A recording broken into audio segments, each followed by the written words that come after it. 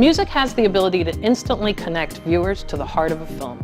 Join The Hollywood Reporter as we sit down with the creative forces behind the year's most celebrated scores. On this episode, we have Hans Zimmer of Rush and 12 Years a Slave, Thomas Newman for Saving Mr. Banks, Henry Jackman for Captain Phillips, Stephen Price for Gravity, Christoph Beck for Frozen, and Alan Silvestri for The Croods.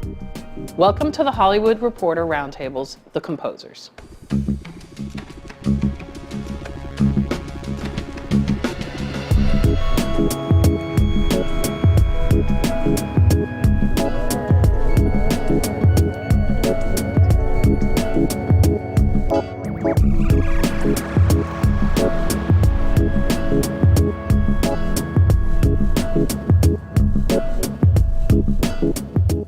All right, gentlemen, thank you for being here and participating in the THR Roundtable series, this one looking obviously at composers. My name is Kevin Cassidy, and this is my colleague, Shirley Halpern. In case you guys don't know each other, which is probably impossible at this point, I'm going to go around, and this is Mr. Christoph Beck, Mr. Hans Zimmer, of course, Alan Silvestri, Tom Newman, Stephen Price, and Henry Jackman.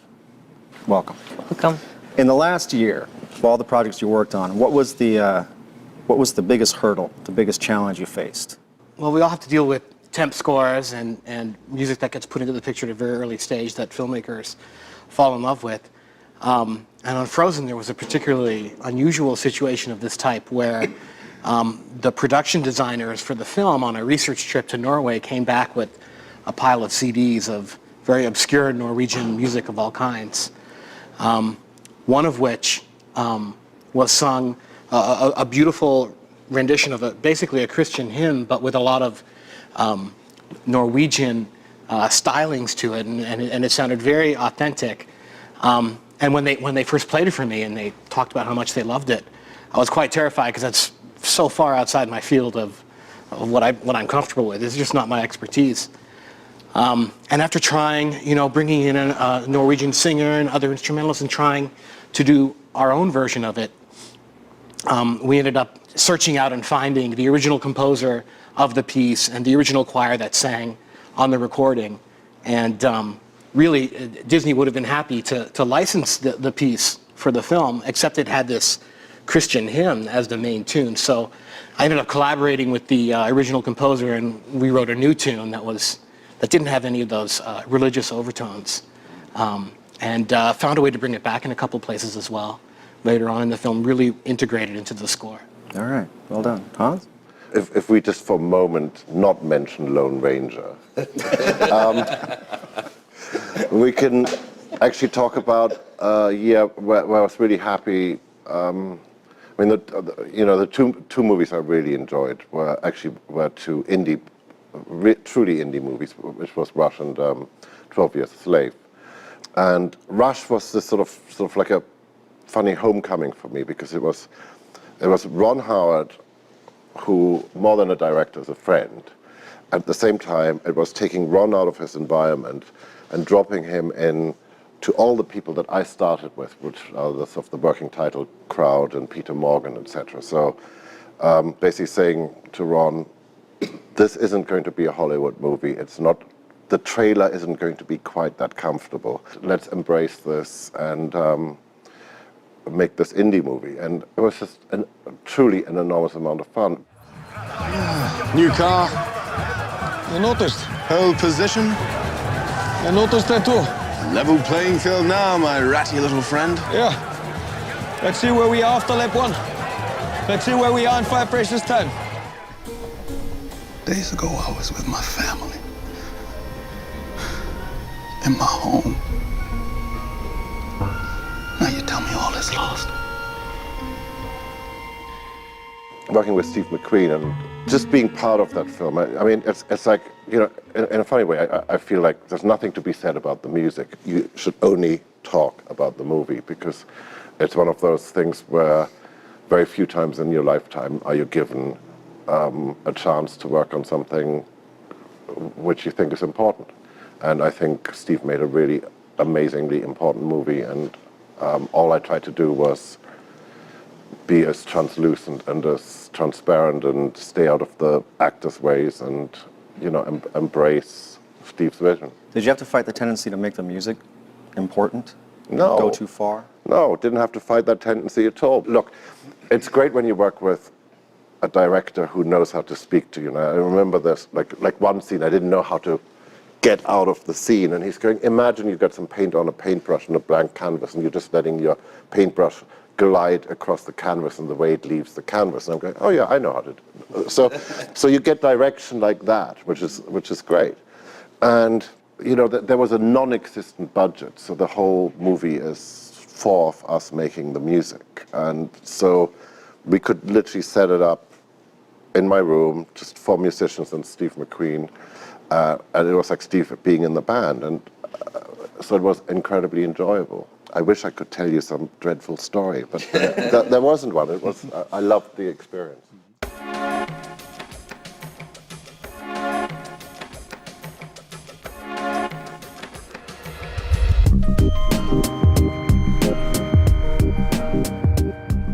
When I worked on The Croods, it'd been my first opportunity to work at DreamWorks. I would say the challenge was syncing my work process to their work process. One of the first things that I was presented with was a schedule of review. And so it's like, well, every 2 weeks we're going to do this Skype session, and we're gonna review. And so Everyone is shaking their head. yeah, so if you're looking at a graph, let's say from your point of view, and you have your y-axis and your x-axis, the sense of the review was kind of a straight line, 1 block up, 1 block over. Whereas my natural curve seems to be nothing, getting nervous, getting scared, terrified, and we wind up always, here.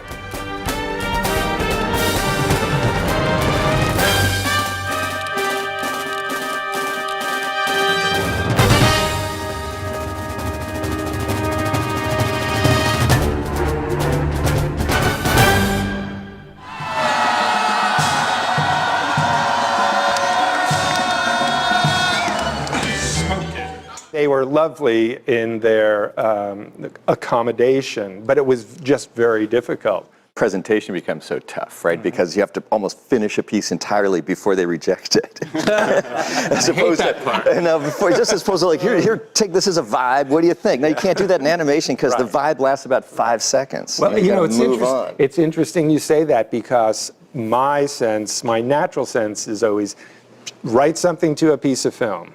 If you even in an initial stage? Initial stage, it's like there, and that's what I did. I took one of the most challenging scenes and I wrote the whole cue, had a fabulous mock-up of it, and they rejected it. Well, no, they didn't. See, they didn't reject it. They didn't reject it, but it was like, it was one of those things. With faint praise rejection. Well, this is all great, but it's not right. Right. Okay, that's faint praise rejection. I know that. It's great, but it's not right. I love the intro. and then, of course, in terms of the process, everybody now had something on the table, and that was valuable. And then phoned Henry or me. We know about it.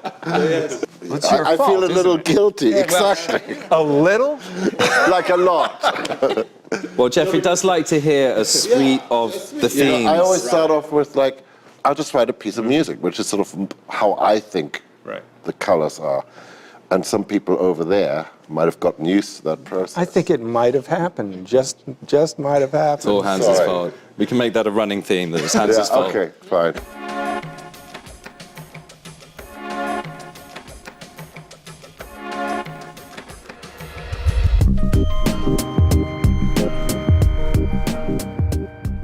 In Saving Mr. Banks, it was probably just time transitions from 1961 to 1906, and how do you follow a character in one environment to another, and sometimes these transitions were quick. So how do you do that? Are transitions always a problem, or just I think so. I mean, because especially- they're kind of a self-conscious moment in writing music. You know, like endings are tough. You know, like about a brush kind of losing its paint. It's always easy, I think, to raise the importance of a scene through the addition of music, but it's very awkward to end it unless there's a door slam or a gunshot or something that just takes you right out of it. Right, and I imagine you run the risk of drawing attention to the music. Which is You always something do, because music is kind of, at its worst, awkward in a movie, I think, right? I mean, so how do you make it as least awkward as you can make it is kind of the deal. So if you're having a transition and then boom, you're forced, there's a requirement for music, so then you go into a scene and then how do you get out? And are you getting out in 1961? Are you getting out in 1960? Was that kind of thing? Now, let us begin. She has a lot of ideas. What kind of ideas? Constable's responsible. Now, how does that sound? No. Responsible is not a word. We made it up. Well, unmake it up.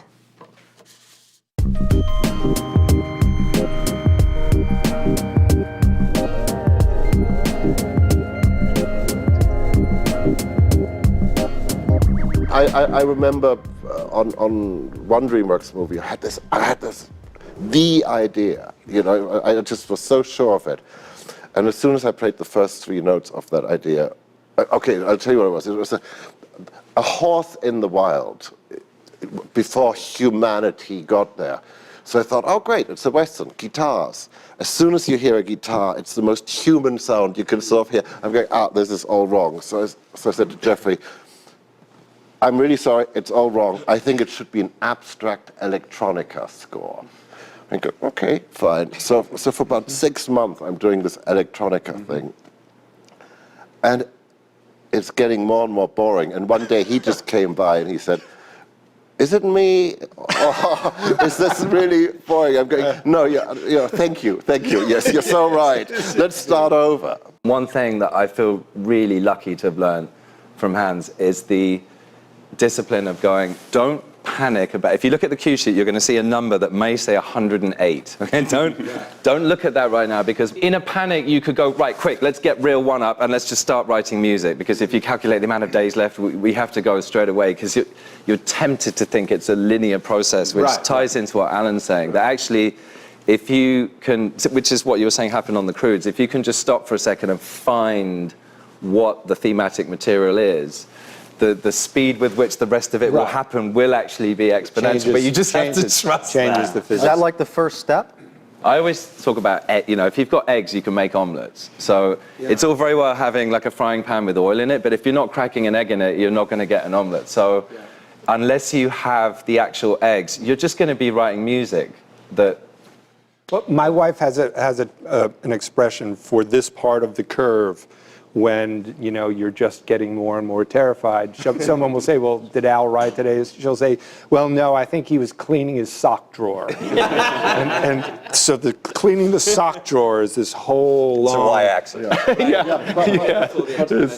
The lack of the y-axis. The other thing is, too, you don't know when the eggs are going to come to you. Yeah, that's true.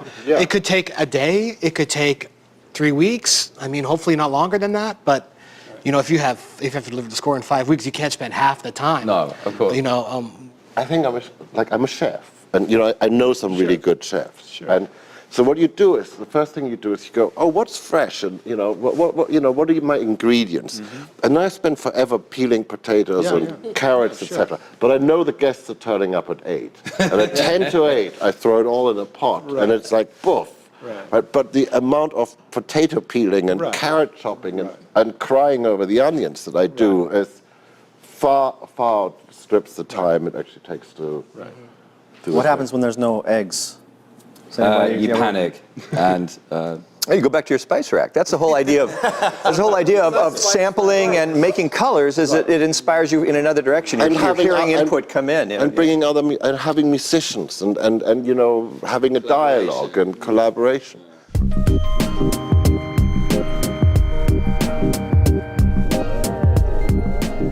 Gravity, it was a very experimental process because I had a director who freely admitted he didn't like film music, and a canvas where kind of film music didn't work anyway, because you're up in space, there's no sound in space.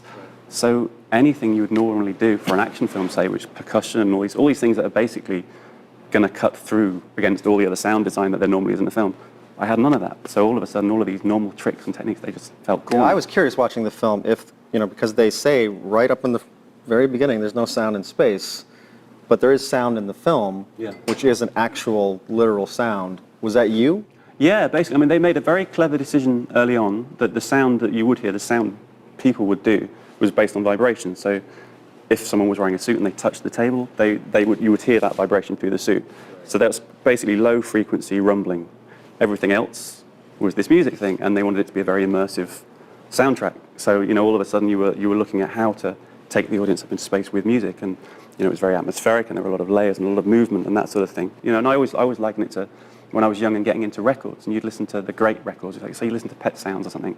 It sounds weird. It's a really strange record for the first 5 minutes, and then you get into it, and then you can't imagine anything different. And the idea that a film can have a unique sound and it takes you a while to get into it, but it's all of these decisions have been made for a reason, and they're all storytelling points really. And like for Gravity, all of those sounds are telling the story. They're all kind of helping you be in position, and that's why the noises work, kind of thing.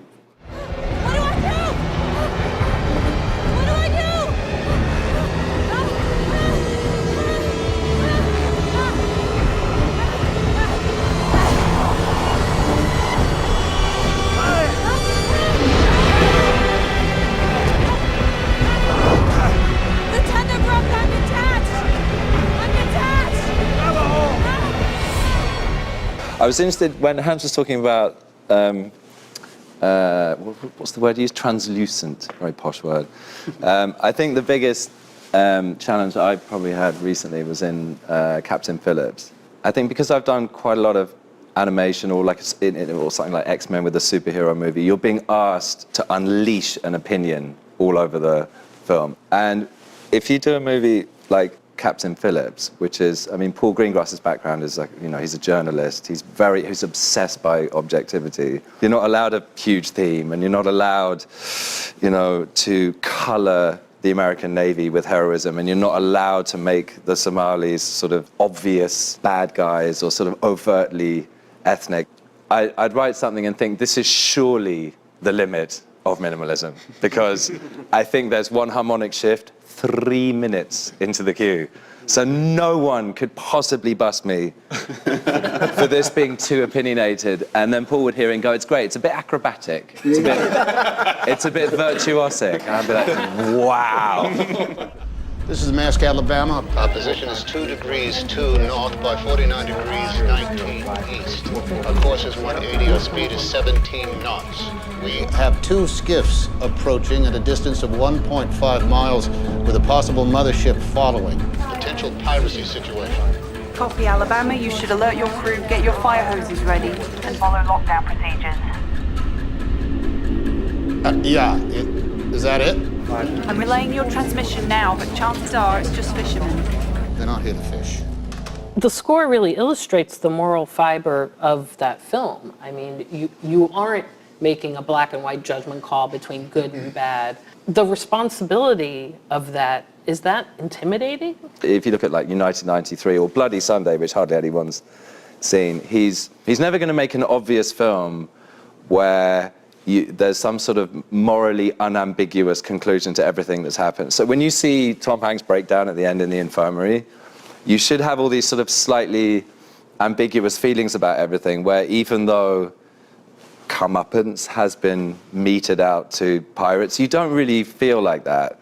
You feel like you've actually watched a film with 2 captains, and had Captain Phillips been born in Somalia, he would have been doing what Musi was doing, and Musi, had he been born in Philadelphia, would have been doing what Captain Phillips was doing. It must be hard to stay out of the way, right? I was watching Frozen. There's a lot of music. Well, I think animation is a really different breed when it comes to the approach to music. The film has to be created whole from nothing. There's not an actor there giving a performance. It has to be created. That's right. So as a result, I myself couldn't believe this as I was working on the film, but it seemed like scene after scene, no matter what kind of a music cue it was, there just seemed to be all this room for music with beginnings, middles, and ends. It's obviously a mainstream Disney animated film. Just from a purely perspective of aesthetics and style, very different from a Captain Phillips. You know, there's no way 3 minutes of D minor is going to work in Frozen. In fact, the opposite was true. I felt that it kind of needed more. Like there was, you know, there's sort of in the back of your mind, there's a grand tradition of Disney animated films as well that you're thinking about, and there's certain tastes and aesthetics that have informed that particular studio and the movies they've made. But it really felt like there was room to do more. Sven, go. Go! What are they? Wolves. Wolves? What do we do? I got this. You just don't fall off and don't get eaten. But I want to help! No! Why not? Because I don't trust your judgment. Excuse me? Who marries a man she just met? It's true love! Whoa! What raised an interesting idea for me, listening to both of you speak, was, has anyone had the experience where you were working on a film that was not the one the director created? You don't know what movie he or she is talking about. And they're asking you to respond to something that's invisible. Just not it's there. It's just completely different. Yeah, I mean, especially when the movie's not working. Yeah, the it's movie pretty much always. The movie they made in their head, but right. didn't quite manage It may be a clue if the movie's not working. That means you're working on a bad movie, most likely, right? I think it might, you know, it might indicate that you'll receive signals in a scene, let's say for pace, and there's always something in the background in your feedback from the director, and you can't quite put your hand on it or your finger on it, and you'll find out at some point that, you know, the dog just didn't run fast enough on the day they shot this scene. And the director has had a problem with that piece of film from day one. And so you're kind of getting this subliminal wish, you know, can't you make this damn dog go any faster? I mean, they're so subjectively involved in their film, it borders on delusion. I can recall some instances where a director, you know, can we hit the change in emotion on his face in this moment? Okay, yeah, let's roll back and see where that is. Yeah, exactly. I'm like, oh, okay, can you show me exactly where that, right there. Right, so. That's why I think picture editors are great. I don't know how you guys feel, but one of the kind of secret weapons in scoring, I think, is the picture editor, because the director's still in a semi-delusional state about the incredible change of emotion at frame 22, whereas the picture editor is actually making the film from the footage that's been shot. And while the director's busy being delusional, he's like, okay, so what have we actually got, and what film are we actually going to make from the real footage that we have? But I guess in relation to what you were saying, some of that is honesty. I think if a director's like, look, I'll be really honest with you, this performance, and we've gone through everything, and there isn't going to be a reshoot, isn't especially heroic. So can you do me a favor and kind of... Which we're happy to do. We just want to be let in on Yes, because if joke. you're not, you're thinking, well, I felt like that cue sort of worked, and it's like, well, no, because we need to just amp it up a bit. How often are you asked, or even like, is there an expectation there that you have to fix something? Actually, you know, there's so... We'll always work. You're always working on good ones. No, hang on. What's really interesting is about the Henry Hand situation right now. See, Ron Howard was supposed to direct Captain Phillips, and Paul Greengrass was supposed to direct Rush. With Ron, when we first started, we had the Peter Morgan script, and we had no money. How are we going to shoot this movie and not do any of the racing? Can we just shoot it as a play? Can we just do another Frost Nixon type thing? And then luckily we did get the racing, and I didn't have to go and turn up the amp past 11 to 12. But you know, so the conversation happened very early on. In a funny way, I never sort of really care about the budget. I care about working with people who have ideas, and who let me have a go at these ideas. 12 Years a Slave, it came down to the personality of the director and the conversation with the director. And we never talk about notes. I mean, do we all agree? Musical notes? Musical notes, we never ever say C major would work really well here. Except if it's a low note. If it's a... I just had that conversation last night. It's too dark, you know. No, I just had this endless conversation last night that E is actually not doomy enough. You gotta go down to C. Oh wow. C seems more heroic. You're in good a lower company in register. C minor. No, yeah, okay. Do you want your director talking to you in musical terms, though? No. Why not? You want adjectives. You want dramatic context because harmonies become abstract, I think. If you get into a situation with a director where he's trying to communicate to you as a musician and it's just not working, will you just tell him? It's not happened enough to know if I have a policy about that. No, you just ignore Like it. he if has it a doesn't mental work. illness. I cock my head a little bit. I mean, your idea was great, but I also tried this thing. I mean, Diplomacy is important. and if you're working with someone who likes to throw musical terms around and you realize quickly they have no idea what they're talking about, it's probably not a good idea to call them out on it. Just what does he really mean?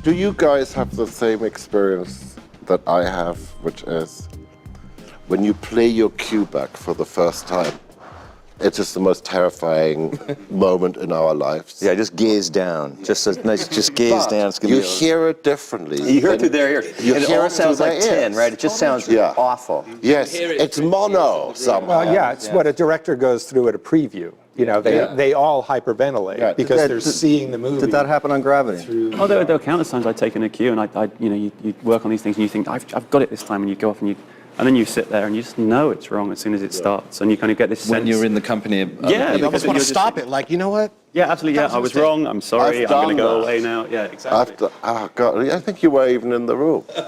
Da Vinci Code, first 5 reels. Stopped it after 5 reels and go, okay, I know. Don't say anything. I'll start over. But the reason why I specifically asked about Gravity is that it's almost like 2 scores. It was kind of the emotional side of it actually came a lot easier than the action side of it, because the emotional side, you kind of knew where you wanted to be when it was a case of getting the colouring right and finding the tones and getting the atmosphere right for that. The action stuff literally took until the final day of the music mix, and we were still tweaking it after, in the dub and stuff, because it needed so many different factors to come together, and you were I did a lot of kind of overconfident lying in meetings going, yeah, it's going to be good, I'm going to record that and then that'll be fine and I'll make it go backwards and you'll love it. No clue if it was actually going to work, but you kind of just had to see. And then, because a lot of this was, you demo it up and you do it all with your synths and that kind of stuff, and you get a certain way, but it just doesn't kind of have the emotional content, and none of that would have worked without it. So you had to kind of do enough with the demos that people thought you might get there, and then just hope to God you got there, really. Anyone?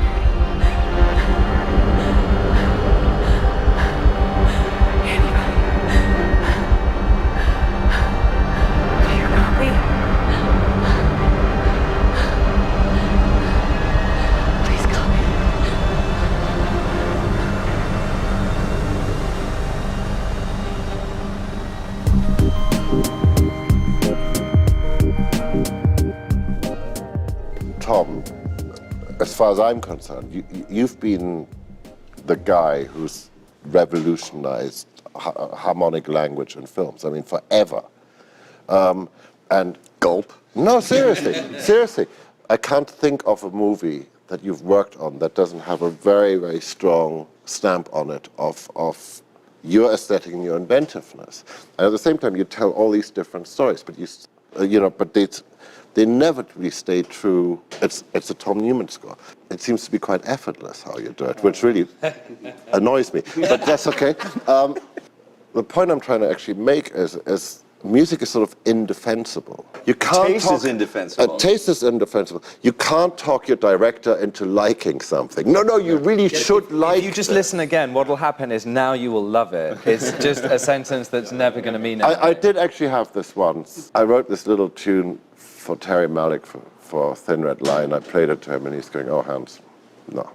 I mean, not memorable. That's not a film score. That's not...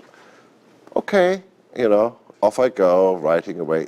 2 months go by or something like this, phone rings, 11 o'clock at night. It's Terry, and he's humming something. He's going, what is this? And I'm going, that's the tune you said nobody could remember. Oh, it's rather good. No, but do you know what I mean? It's this indefensive. That's kind of the politics of how you present ideas, right?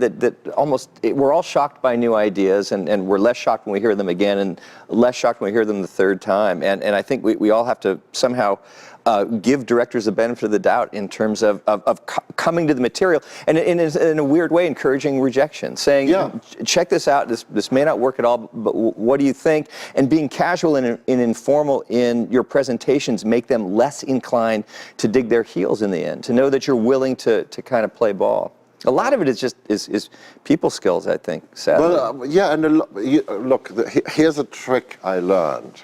You know, I kept hearing from somebody, nameless, this time we shall stay with nameless, you know, I am ruining the movie. I am absolutely ruining the movie. And I'm saying, let's preview it. Let's put it in front of an audience. And we're at the preview, and it feels completely different. There's an audience there. And we get to the bit, the most contentious bit, and there's a woman sitting next to me. I have no idea who she is.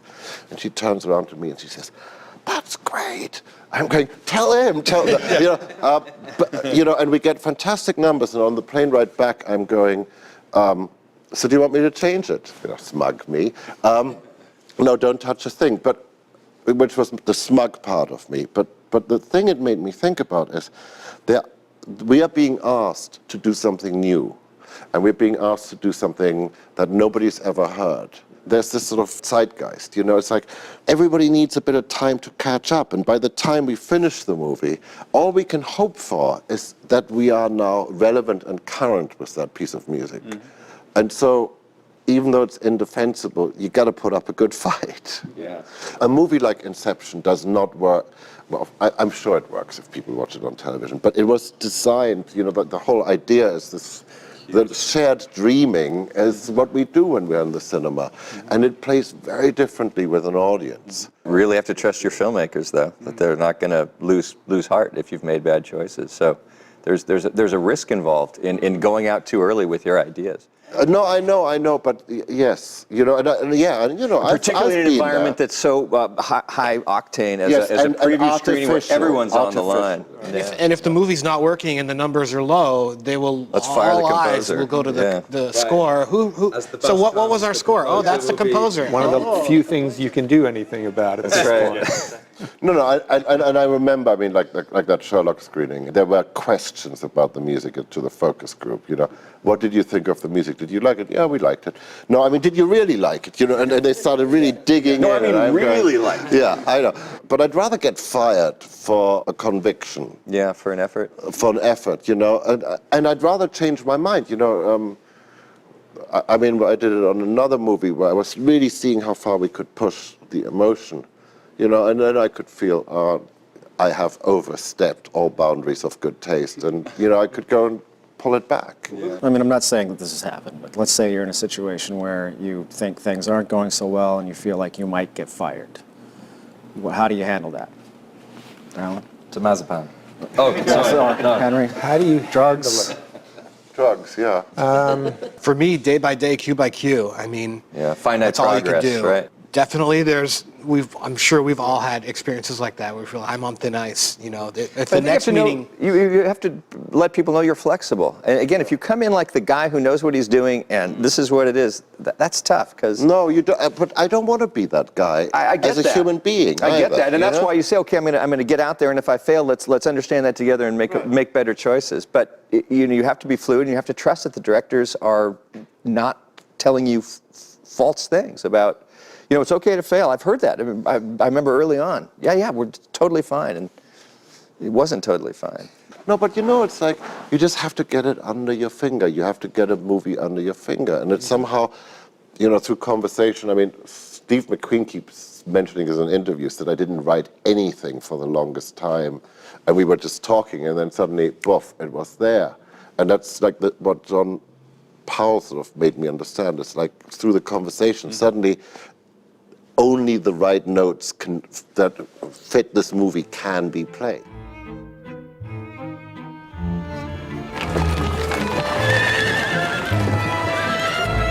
Welcome to Washington, Solomon. What do you consider your personal best score, and how did that score translate to box office? Oh, that's so unfair. It's probably easier if I get out of the way, because I've done far fewer films than most of the people in this room. No, Steve. I think you should start by answering this question. Yeah, no, obviously Gravity was the one for me, just in terms of experience as well, in terms of the satisfaction of going through this complete blank canvas, what we're going to do, and where we got to, and all the experiments along the way. And, It is hard to separate sometimes the experience from the final product. You can have a really fond memories of working on something, and it may have very little to do with how good or bad the final product is. But for me, it's a score I did, I guess, 12 or 13 years ago now, called Under the Tuscan Sun, which I don't think did very much box office, but it was a great experience. I have very fond memories of the filmmakers on that film, and still one of my favorites. My sense when I hear a question like that is when I go back and look at the career, there were lots of favorites for many different reasons. Romancing the Stone was a favorite because it was the first. That was a big launch, man. That was such a launch. It was a big launch. Yeah. But shortly after that was a small movie directed by Kevin Reynolds called Fandango.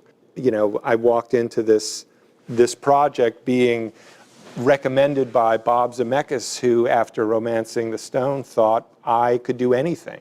And they play me the temp dub, which it's temped with the Shostakovich Fifth Symphony. Oh, easy. And then it just goes and goes and goes and goes. And so I had this this horrible crisis. I mean, it was darkness. My wife basically, did an intervention on me with the creative people in my life. And I did this orchestra score for Fandango. And I was in front of a 75-piece orchestra at Warner Brothers, and there wasn't a drum kit in the room. And it was a breakthrough. And thank God I had had that experience, because my next film was Back to the Future, which was only the second time I had ever written a piece of music for an orchestra that wasn't being driven by a drummer. And, then you look at a movie like Forrest Gump, where the world just embraces the film and everything about it in such an overwhelming way. It's hard to not, have a certain fondness for that in your career.